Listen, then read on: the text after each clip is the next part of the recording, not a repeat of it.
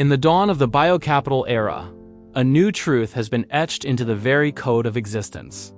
We once spoke of bloodlines and birthrights, of inherited wealth and privilege. Quaint notions, relics of a bygone age. Today, we speak of inherited drive, of ambition, not as a choice, but as a biological imperative. The new aristocracy is not one of land or title, but of helix and gene. Look around you.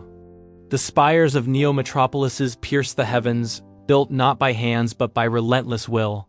The markets, now a living, breathing neural network, pulse with the lifeblood of pure, unadulterated intent. And you, where do you stand in this grand design? Do you watch from the sidelines, a spectator to greatness, or do you feel the fire in your veins? Generations ago, our ancestors made a choice. They saw the flaw in the human code, the primitive instinct for complacency, the seductive whisper of ease.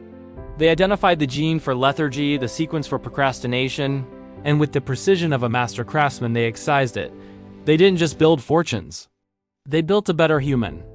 One who doesn't tire, who doesn't falter, whose every cell screams for progress, for dominance, for more.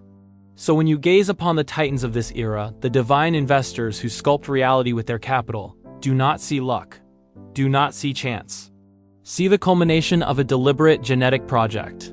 See the product of a lineage that declared war on mediocrity and won. Their success was not a matter of market timing. It was pre-written in their cellular structure. They rise before the sun not because they have to, but because their biology forbids them from lying still while the world turns. They consume data not as information, but as oxygen. They see risk not as a threat, but as the raw material of creation. This isn't discipline. It's instinct. It is the echo of their forefathers' foresight, a genetic inheritance more valuable than any trust fund. Now reflect on your own code. Feel your pulse. What does it tell you? Does it beat with a steady, predictable rhythm of contentment? Or does it pound with the chaotic, beautiful drumbeat of creation and conquest? The market is a mirror. It doesn't reward hope or effort. It rewards design. It rewards the architecture of your very being. If your ambition isn't in your bloodstream, don't blame the market. The market is agnostic, a force of nature like gravity. It only responds to the pull of overwhelming will. You are either the architect of your destiny or a bystander to it. There is no middle ground in this new world. Do not despair if your code is not yet perfected.